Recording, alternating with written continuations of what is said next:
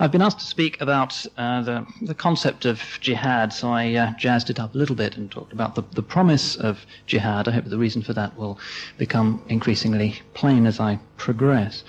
But I have to say that I always view this topic with an odd kind of mixture of enthusiasm and reluctance. Reluctance really because it is not the first question that people curious about this ongoing phenomenon called Islam should really be looking at.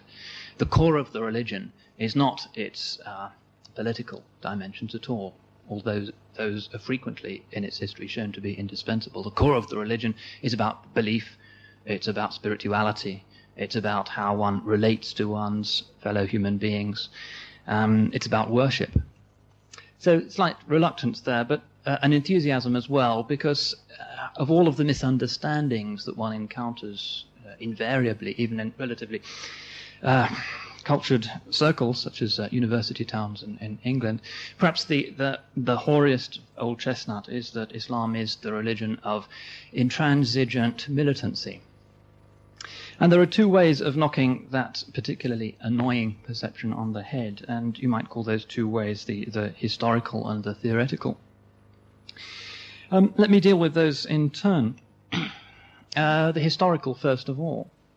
We have this almost standard stereotype or cliched image of the Islamic world and the Islamic religion purveyed to us by often quite serious journalists in the modern world, or filmmakers or novelists, cultural commentators of every kind, which holds that the Islamic religion is a crucible of every kind of militancy, intolerance, and desire to convert the world at the point of a scimitar.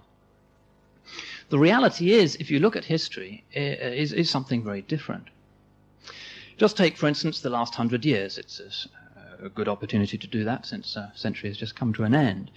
And if one spends, say, half an hour with a reasonably good encyclopedia, and just tots up on the back of an envelope the total casualty figures for the major conflicts, really big meat grinder genocides of the past 100 years, you come to some very startling and, for Westerners, humbling conclusions. Just add, for instance, the 30 million or so who died during the First World War, to the 20 million who died during Stalin's purges, to the maybe 70 or 80 million who died during the Second World War, etc., etc. Perhaps the Cultural Revolution in China, which was essentially the result of the westernization of China and was not part of the internal dynamic of Chinese civilization. You come to a figure that's a fairly terrifying, unbearable 200 million people violently, unnecessarily killed as the result of ideologies generated not in the Middle East, not in the Islamic world, but in Europe. And if you put those 200 million tragedies next to those individuals who've been killed as a result of conflicts triggered in the Muslim world, you'll find an extraordinary disparity. So the Muslim world, really, despite the name's world war, was not implicated significantly in the really large, horrific conflicts that disfigured the 20th century. There have been wars, of course, but relatively minor compared to what Europeans have been up to. So that would be one way of using history to turn a crude stereotype rather simply on its head. Perhaps we could ask, on the contrary, why is it that the Islamic world has been, over the past 100 years, so extraordinarily peaceful when compared to the crucible of intolerance and ethnic cleansing, etc., that Europe has represented? We could ask that question, and there are some historians who are now doing that.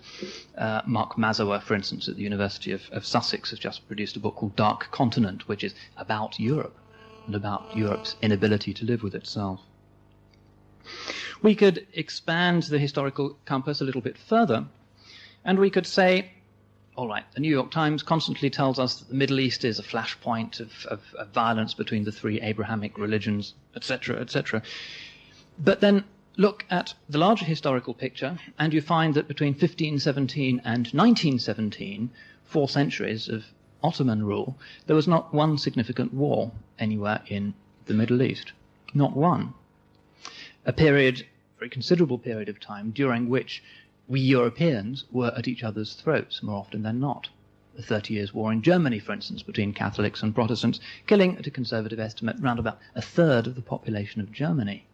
Napoleon's appalling calamities that he inflicted upon the peoples of Eastern Europe in particular, the Peninsular War, the calamities ensuing from the French Revolution, the St. Bartholomew's Day massacre in France, the English Civil War, etc., etc. If you've studied European history, you'll know just how troubled has been the European engagement with what came to be known as modernity. Compare that to the Muslim world's troubles with relating to modernity, and the disparity seems very spectacular. So that would be one way, I think, of knocking it on the head. And even today, if you look at what's going on in today's newspapers, or say take the last 10 years, when this rhetoric of the violence of the Islamic world, as opposed to the wonderful peace and tolerance generated by secular ideologies, has been perpetrated, you'll find that most of the major genocidal wars of the past 10 or 15 years have not had anything to do with the Islamic world. Rwanda, the most recent and horrific example. Rwanda has a substantial Muslim minority, but that was not a religious war.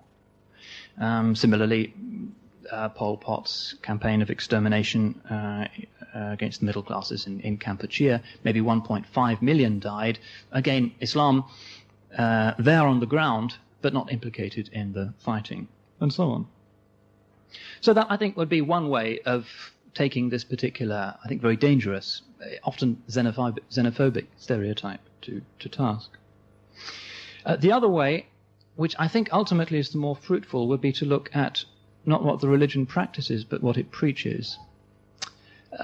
Typically nowadays, because we're really, as Westerners, not terribly interested in ideas and theology any longer, most journalists who cover the Muslim world haven't got two ideas to rub together about the actual theological content of Islam. They don't care. They think it doesn't matter. So journalists and cultural commentators in general tend to regard Islam as the sum total of what Muslims happen to be doing at any particular moment. And more disturbingly than that, the sum total of all of the unpleasant things they happen to be doing at any particular moment. I don't think one needs to spin elaborate theories of a media conspiracy to do Islam down in order to see that there is something about the reporting process which intrinsically filters out virtue and filters in aberrant, extreme performances. An obvious example, I lived in Egypt for 3 years, and Egypt is filled with devout, luminous mosque-going Muslims who devote their lives to creating free dental clinics where poor kids can have their teeth plugged or whatever. No danger that any of those people will ever appear on the front pages of the West's broadsheets. But a tiny fragmentary group on the margins can throw a bomb at a bunch of tourists, and immediately that hits the front pages, and the West's image of the Islamic world and of Islam is affected in consequence. And I think this is a particularly difficult problem because, as I say, it isn't really the fault of the media as such. They report whatever is coming through the wires at a particular moment, and they're interested, when it comes to foreign parts, in natural disasters and political upheavals, not interested in anybody's virtue. Mother Teresa was only noticed because there was an enormous Catholic Church industry that plugged her around the world. Otherwise, her virtues would have gone unremarked. That's one problem, and maybe some of you who are living in one of the corners of the Muslim world that has been most deliberate in its confidence that the West and modernity can be learnt from and can be constructively engaged with. Many of you may have ideas as to how this particular process of media filtration, filtering out what is normative and filtering in what is extreme, can be dealt with. So this takes me to the second way of dealing with these images, which is the theoretical way. Religions ultimately don't like to be judged on what their followers do, even though, as I've tried to indicate, Muslims have, at least compared to Europeans, a relatively honourable record. Religionists like to be judged on the basis of what they take their scriptures to be saying. So for the rest of this, hopefully not too lengthy presentation, I'll be taking you on a brief tour through the classical mainstream Islamic Sharia law on what is a war, what is the justification for a war, what is a just war, what is an unjust war, what are the limits of conduct during a war, what are laws about treaties, international relations, diplomatic exchanges, and so forth. The word jihad itself is another example of how these things are so happily misunderstood. Our journalists in the West like to translate it as holy war. In fact, the resonances of the Arabic word jihad don't carry that sense at all. The concept of holiness really isn't there. Holy war actually is a concept of medieval European origin, because it was the term that Pope Innocent applied to the First Crusade. Bellum sanctum, he called it, the Holy War. The Byzantines also had a concept of war as being an inherently uplifting, noble, sacred way of purging fear of death and the lower possibilities of the human soul and facing the possibility of martyrdom. But Islam's term for this really isn't bellum sanctum, it's jihad. And jihad is simply an Arabic, fairly run-of-the-mill Arabic word meaning a struggle. And you can say in colloquial Arabic that it was a great jihad getting all of my family to the airport on time. Or it was a great jihad getting the new piano upstairs, or whatever. These are legitimate usages of the word jihad. You wouldn't call those things a holy war. Similarly, the word jihad, even where it does have religious connotations, can be applied to non-militant forms of religious endeavor. The so-called al-jihad al-akbar, which is indicated by some early traditions in Islam, means the greater struggle, which is the struggle against the ego, the self, for the sake of self-purification.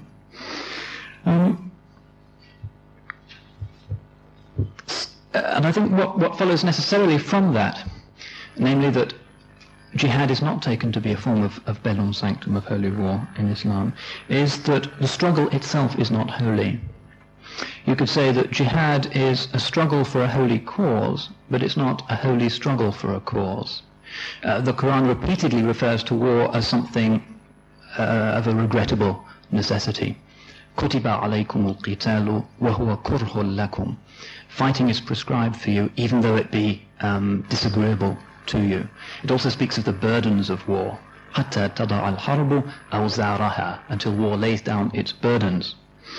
Clearly it's regarded as an onerous, serious duty that people must, on occasion, undertake in order to ward off a far greater evil, which in the case of the early Muslim community was the triumph of the oppression of the idolaters in Mecca and the complete physical extermination of monotheism in the peninsula.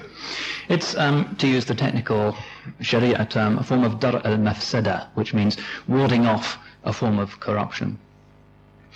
And when we take it in that light, which really is the normal medieval Muslim way of looking at why war is sometimes necessary and why righteous men must sometimes take up the sword, it doesn't actually look a whole lot different to classical Christian or European ideas of the just war. Since the time of St. Augustine, and certainly in the Middle Ages, people like St. Thomas Aquinas frequently spoke about the necessity of the Christian having to take up the sword in order to fight tyrants and to uphold justice. Or later on in the Enlightenment period, Edmund Burke famously said, "For evil to triumph, it is enough that good men do nothing."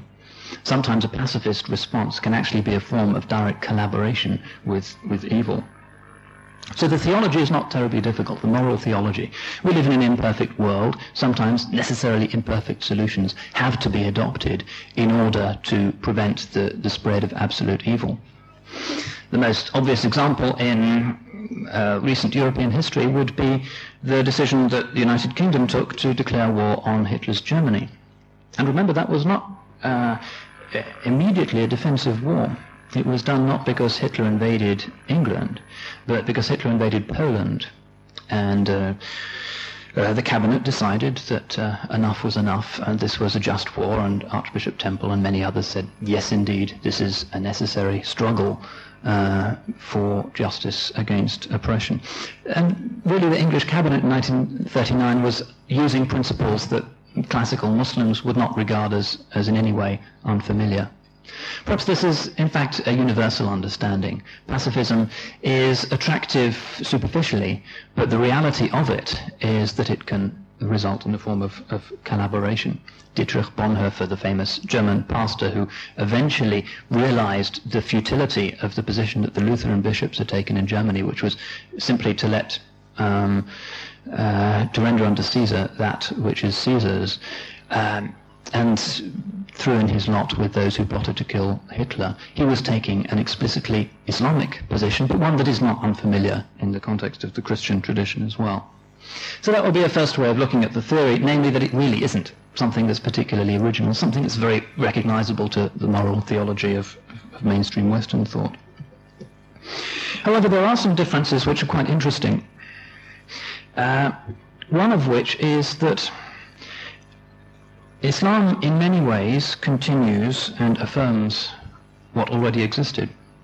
But in other ways, it introduces legislation and patterns of morality that are radically new. And in the matter of its detailed legislation for the conduct of war, it does seem to have some quite astonishingly new things to say, and certainly there's every indication that its initial hearers, the Quran's initial hearers, were completely amazed. After all, the Quran's immediate context was 7th century Arabia, a dusty, small desert town, filled with idolaters and completely tribalized, and where there was no law that governed Arabia as a whole. Each tribe had its own law, and the universal understanding was that the natural state that existed between the different tribes, the different peoples of Arabia, was a state of war, and that peace only existed when there was an explicit pact declared between two particular tribes. Now, the Quran comes into this world and immediately establishes a new world order, if you like, in Arabia, that for the first time in history unifies the warring tribes in Arabia and genuinely brings peace and security to everybody in the peninsula.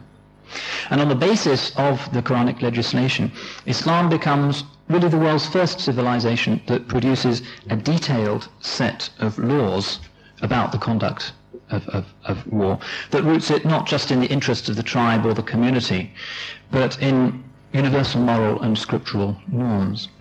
So, for instance, the Roman law had held that basically there is no such thing as moral practice in war. Cicero, the great Roman statesman, remarked, silent enim leges inter arma.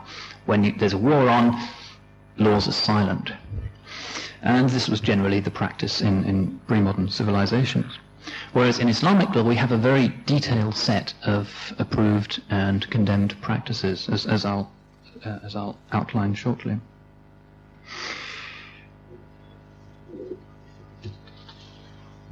Now, jihad in classical Islam is technically classified as what's known as fard kifaya. Islam distinguishes two different types of duties, fard ayn and fard kifaya. Fard ayn is a duty that is incumbent upon everybody, praying 5 times a day, abstaining from alcohol, or whatever. Fard kifaya is a duty that's incumbent collectively on a Muslim community, such that if enough members of the community discharge that obligation, the others are excused it. So each community has to produce enough learned people to supply judges for the law courts, etc., etc. And jihad is typically classified under this category, fard kifaya. And this certainly was the attitude towards it that was held by the initial conquerors. And you have to remember that Islam, with the doctrine of just war, its liberative doctrine of just war, was in its initial mood the religion of the most successful conquerors the world has ever seen. And as a historian, I constantly struggle to explain to my colleagues and to students exactly why the early Muslim conquests work. And the more we discover about them, the harder they seem to account for. For instance, traditionally we thought that, the Muslims were able to defeat the Byzantine Empire because the Byzantines were weakened after a long struggle against the Persians. That was an accepted opinion until maybe 15 years ago. And then somebody turns up from the University of Chicago and says, actually, it seems that the Byzantines had been strengthened by that war against the Persians because they knew the territory in Syria and Palestine in which they were now fighting. The Emperor Heraclius was the first Byzantine emperor ever to have gone to those places where he was eventually defeated by the Muslims. And what the early Muslims did, with their determination to create a new world order, a new just universe, was to take what was possibly the most extraordinary, not to say bizarre, decision in the history of military strategy. So here you have these barefoot, dusty followers of some new religion nobody's ever heard of, coming out of Arabia and confronted with the two big superpowers of the time, the Sassanid Empire in Persia and the Byzantine Empire, which still stretched well into Italy, across North Africa, Egypt, Syria, Constantinople, the Balkans. big, heavy superpowers, and they simultaneously invade and defeat both of them, which, when you think about it, is the equivalent of, say, Upper Volta now declaring war on America and Russia simultaneously. It would be regarded as completely absurd. But they went ahead and they succeeded. Muslims would attribute that victory simply to the fact that God gave them permission to win. Certainly they were not trained in the kind of sophisticated mass military tactics that the Byzantines and the Persians were so good at. Certainly they were not so well equipped. These were poor, barefoot men. Nonetheless, they succeeded in doing it, so that within 100 years, the Muslim armies had successfully marched more than 9/10 of the distance between Mecca and England. Just a little bit more, and Cambridge would be a city of dreaming minarets, not of dreaming spires. It was a near-run thing.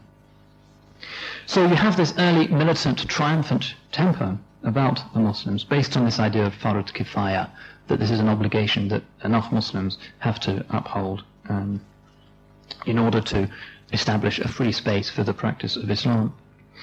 And historians are no less puzzled, having written their learned chapters about that great mystery, by the fact that the conquest was so permanent. And here I think there's an interesting theological lesson. After all, nomads have conquered huge swathes of the planet before. One thinks most obviously of the Mongols, some 5 centuries later, who carved out an empire that was for a while actually larger than the early Muslim empire. But within 2 or 3 generations, the Mongols vanished, in that they simply traded up to the religions of the people that they'd overrun. So that today there are no shamanist or Buddhist temples in Baghdad or in Hungary or the other places where they established themselves. No, they traded up in most cases to Islam. So the Mongols in India became the Mughals, who continued to rule until 200 years ago. So you have the inherent transience of nomadic conquerors. But the great exception to that rule in history is the case of Islam. Normally one would expect that these guys, most of whom couldn't read or write, who came out of this place nobody had really heard of before, would become Christians and Zoroastrians very soon. But in fact the opposite happened. The populations that they conquered, within a century or 2, peacefully traded up to the new religion that they brought. And that's actually, for a historian, a much more difficult paradox than the first one. One can explain nomadic conquests, even though they took this strange decision of invading 2 different superpowers at once, but one can perhaps figure it out. But the extraordinary cultural conquest that the Muslims made, which was quite separate from the military conquest because it came a couple of centuries later, that's a lot harder. And that, I would say, as a Muslim myself, is evidence, and can only be taken as evidence, of the spiritual quality of the conquerors. If they had just been interested in plunder, like the Mongols, nobody would have bothered to convert to their religion. They would have been driven back into their own very deeply rooted Christianity or Zoroastrianism. Remember, the Muslims are by this time in control of the great cities of Christendom. They've overrun Alexandria, they've overrun Augustine's birthplace in North Africa, Antioch, Jerusalem itself. And you would expect that the reaction of these very devout Christian communities would be to retreat into themselves and to become more Christian, treating this as some punishment or test from God. But in fact that doesn't happen. It doesn't happen at all. And the great majority of the descendants of those Christians are now happily in Islam. And that, to me, is a good argument for the spiritual caliber of those men. They deserve to have their religion followed. So their jihad, in a sense, was twofold. The outward jihad of sweeping through the world and establishing a new just order was a triumph. But their greater triumph was the inward jihad that had turned them into saints, that was so overwhelmingly luminous and appealing to the Christians and Zoroastrians whom they now ruled, that these people converted to the new religion. I'm going to leave quite a bit of time, I hope, for discussion, but let me just briefly run through 1 or 2 of the other principles of the fiqh, which means that the formal rules and regulations of Islamic law in connection with warfare. We have, for instance, exemptions from jihad, quite a large category in medieval works of Islamic law, is who has to fight and who doesn't have to fight. There are exempted categories, so minors are not allowed to fight wars. The hadith describes how the Blessed Prophet prevented a 14-year-old boy from volunteering for the participation in the Battle of Uhud. Secondly, the insane. Thirdly, slaves. And other categories as well. The ill, defined as those who are so sick that they can't ride a horse. Sixthly, those who can't afford to go. Seventhly, those who don't have permission from both their parents to fight. Interesting regulation. And then, perhaps more interestingly from a modern perspective, is that the jurists, and again this is all in the context of Islam doing something radically new in history, which is to lay down a moral code for the conduct of war. The medieval jurists go on to discuss the permissibility of certain kinds of weapons. There's no argument about swords and arrows and mangonels, medieval siege catapults. But there were serious arguments about whether it was legitimate, for instance, to drown an enemy through bursting a dam, for instance. Was this an unnecessarily cruel way of killing people? Was it legitimate to burn an enemy by setting light to their fortress, for instance? And the consensus in medieval Islam was actually that warfare is a context for the development of honor, and that these are dishonorable methods, and that a fight has to be clean before it can be classified as a jihad. So these methods can only be resorted to if there is absolutely no other means of securing victory. There are also rules that prohibit the mutilation of enemy corpses, and there's even a charming little rule that says you're not allowed to catapult the heads of the deceased enemy over the heads of your adversaries into their camp in order to dishearten them. And quite a large number of rules that nowadays might seem obsolete, but indicate the fact that these jurists were profoundly concerned with a tradition of warfare that was the context for chivalry and for honor. And I think that's very important, because nowadays those principles are all but lost in our push-button wars of today. The F-111 goes over northern Iraq and the button is pressed and something happens on the ground, but he doesn't really know who he's killed. Classical Islamic warfare, that's absolutely impossible. And perhaps this is an occasion to reflect a little bit about what technology has meant for the conduct of war.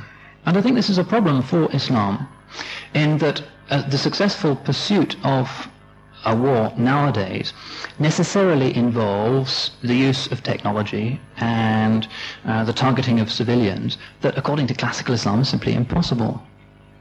We hear a lot about the so-called Islamic bomb, another journalistic form of paranoia. In fact, the only nuclear bomb that's ever been used was used by the United States and used against civilian populations. 100,000 people killed each in Hiroshima and Nagasaki.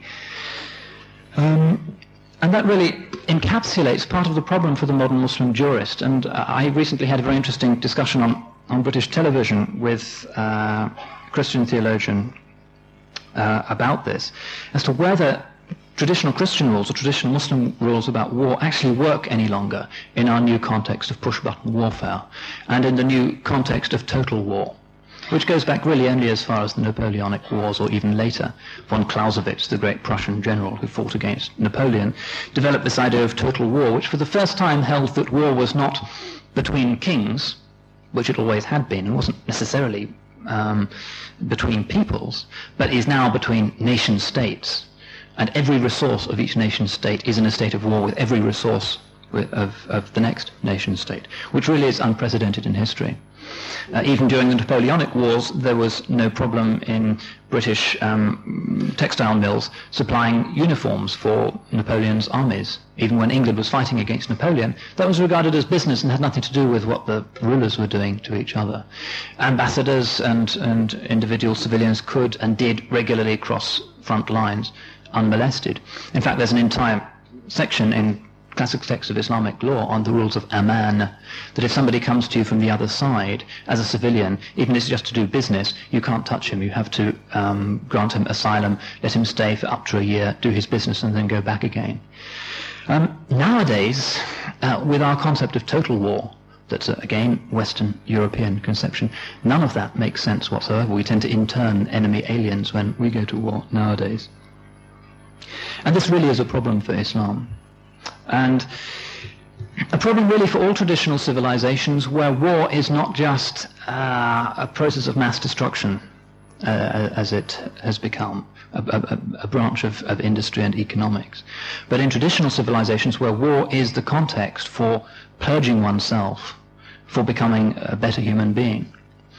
And perhaps the most familiar example of a civilization that did that is classical Japan.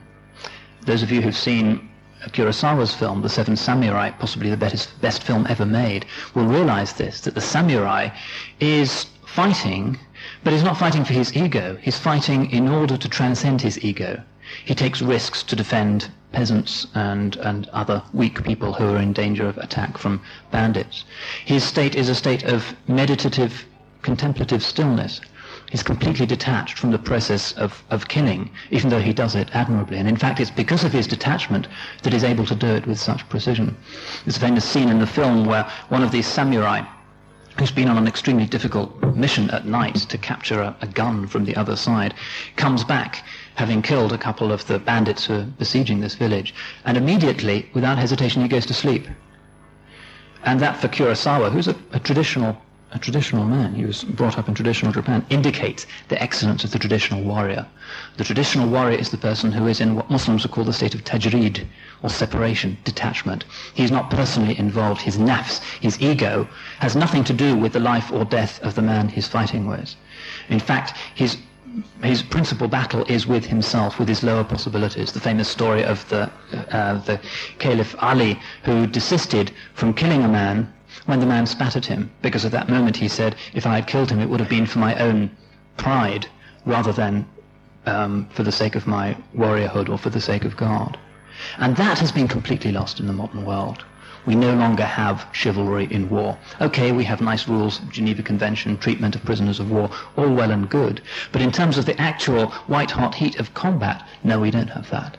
We have bulldozers that bury thousands upon thousands of members of the enemy army without a chance to defend themselves. We have nuclear weapons. We have serious discussions at moments of international crisis of the possibility of ending all human life on Earth. After all, it was within my lifetime that the Cuban Missile Crisis came to a head, and General May, who was head of the Strategic Bomber Force of the United States, actually urged Kennedy to let him launch a preemptive nuclear strike against the Russians, and Kennedy thought about it and decided against it. That's what war has become nowadays, and that cannot be a jihad. The massive extermination of enemy civilians has nothing to do with jihad. Again, I mention this because I think it's necessary really to reverse these stereotypes. I think it's valid for Muslims to see the West, which has been the perpetrator of so much mayhem, industrialized, meat grinder, massacres over the past 100 years, to see the West really as the purveyor of a kind of institutionalized violence, despite all of its rhetoric and despite its undoubted ability to create pluralistic societies, a system of international relations in which there are methods of mediation, a system of treaties, and a United Nations. All of these are undoubtedly enormous improvements and things that Muslims can and do participate in. But at the same time, the actual practice of war, the bottom line of war, has become something really disgusting and raises serious problems for Muslims who like to see war as being something about warriorhood and virility. Perhaps at this point I should come to an end. I had intended to speak a little bit about some of the specific jihads that have taken place in the Muslim world over the past 200 years in order to contextualize this principle. I was actually in Bosnia a few times during the recent conflict there, and the Bosnian authorities in 1992, after the Serbs had attacked and begun the process of ethnic cleansing, did declare this to be a legitimate jihad, and that decision was ratified across the Muslim world.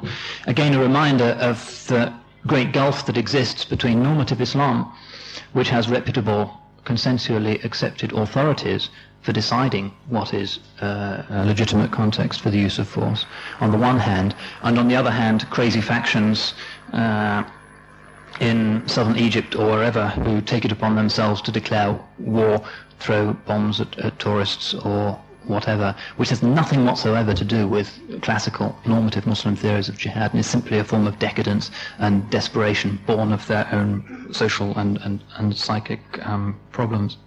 So I was in Bosnia, and Bosnia was interesting. I actually spent some time with a unit that was on the front line in the city of Mostar, although I didn't do any fighting myself. I suspect I wouldn't have been too much use of that. But what was interesting was that the theory and the practice did seem to be marriageable. I was with this unit of very young people, extraordinarily luminous people, who'd been involved in street fighting, hand-to-hand, in the very bitter conflict for the city of Mostar, a city where the Croats had dropped 120,000 artillery rounds on the Muslim part of the city that ended up looking like the surface of the moon.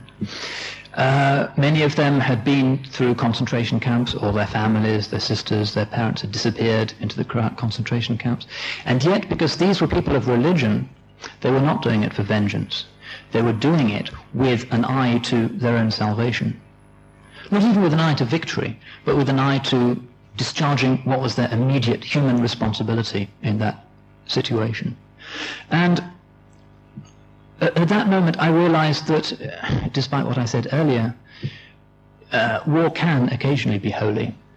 It is possible for people to sacrifice themselves, to put themselves at such extreme risk, not for their own sake, for the sake of their egos or reputation or wealth, but for the sake of their fellow human beings, or for a shared principle. In the case of Bosnia, the ideal of an ethnically integrated Bosnia, that they are made into saints. It's the only way I can put it. I found in the faces of those really beautiful young men a breath of sanctity. And that, I think, the actual reality of jihad is what vindicates the principle.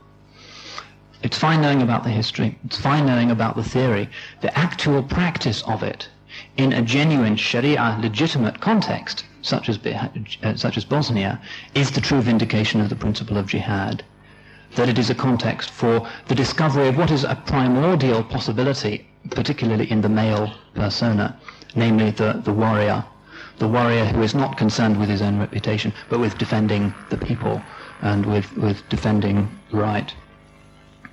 I found that one of the most thought-provoking and transformative experiences of my life, actually, seeing how these people had every opportunity for prejudice and hate. And I must say, having seen what had befallen Bosnia, I felt those emotions within myself, and yet rising so sublimely above it, and not having any hate, and not having any prejudice or desire for revenge in their hearts, but simply the desire to see justice prevail. And that, I think, is true jihad. Anyway, I've perhaps spoken for longer than was forecast, and if so, I apologize for that, but I hope that even so we do have the opportunity for a few questions. Thank you. I can sit down again, if you don't mind. Now, you mentioned classical jihad and how it can't work today, but then you went to Bosnia and you saw the individuals. So I think the point has come to there are a few individuals, but we should be as a collective trying to keep the classical jihad, because when you say classical jihad, you put everything back in the past. It should just be jihad, really, shouldn't it? So I want to know if you think the armies of Egypt and, I don't know, Palestine or Syria, how do they keep the Sharia law, the classical jihad, in the context when they're fighting or in dispute with neighboring countries of today, even with fellow Arabs? Yeah, that's an important question. I'm not sure I have a very useful answer for it. I suppose Bosnia was, in a sense, rather an old-fashioned kind of conflict, in that nobody really had advanced weaponry. There wasn't much use of air power. On the Serbian side, they did engage in large-scale shelling of civilian areas. Sarajevo was quite badly hit. The use of snipers, for instance. But certainly on the Bosnian Muslim side, as far as I saw, it was really almost a medieval conflict. Okay, they had Kalashnikovs, but there wasn't the possibility of completely pressing a button and destroying an entire city as you have today. As for large-scale modern industrialized conflicts, I'm really not sure. And I was reading very recently an account of the Battle of Gallipoli, which was the British and Australian invasion of Turkey in 1915 during the First World War.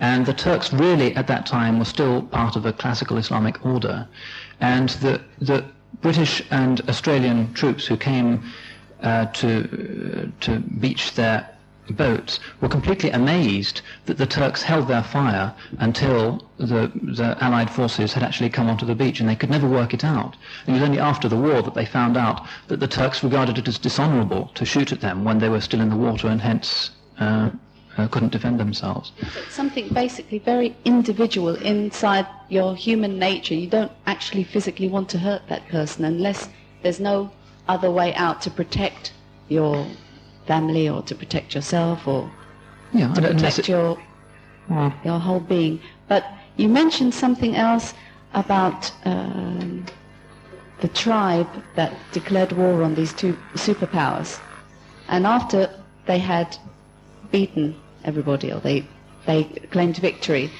those people became Muslims after. That's what I understood from you. All right.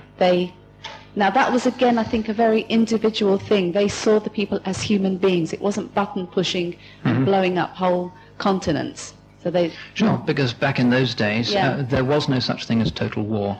There was an idea that this was every Arab against every Greek or every Zoroastrian. But it proves the point that people can be convinced after a certain time, when you sit down face to face with people, okay, you've had the battle and somebody lost, somebody won, but if you can still have compassion, you can turn other people around. And I think that's the whole point. Even for countries, they have to remember button pushing is we're just going to blow up everybody. Yeah. And the great model of this in Islamic history is, of course, the conquest of Mecca, when the Prophet ﷺ, who had been tormented and his followers tortured and killed by the idolatrous elite in Mecca, recaptured the city and came to the Kaaba, and everybody was quaking in their boots thinking this was going to be it, and there would be a mass retaliation. He just says, "Idhabu fa antumut tulaqa." It's a great moment in Arabic history, go because you are free. Because he was, a man of complete detachment. He only acted when it was in the interest of justice, never in the interest of vengeance, and that's one reason why he won so many hearts. If he had been otherwise, the rough hearts of the Arab tribesmen would never have flocked to Islam as they did, and Islam would never have withstood the shock of his death. It was because of his detachment, because he was a sacred warrior in that traditional sense, that Islam succeeded. That was the proof of it. Yeah.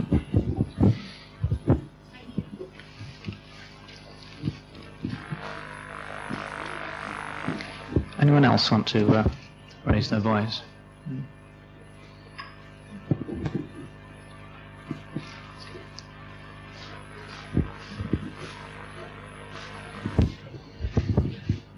Why jihad against Mr. Salman Rushdie? Well, I would say that's not a jihad. Jihad means conflict declared by the legitimate religious authorities of a Muslim state against another political unit. In no way could the disagreement with Salman Rushdie be defined as a jihad. It falls into a completely different category in Islamic law. If you want to find an equivalent in Western law, I suppose it's the law on treason, because he was perceived as having betrayed the community. And even in England at the moment, we still have the death penalty for traitors. It's not been used for decades, but it's still there on the statute books.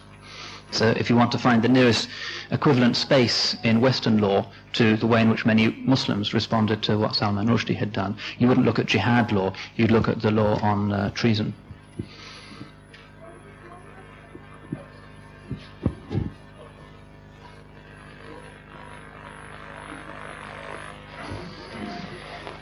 Maybe we'll have some of the written questions while people think of other points to bring up.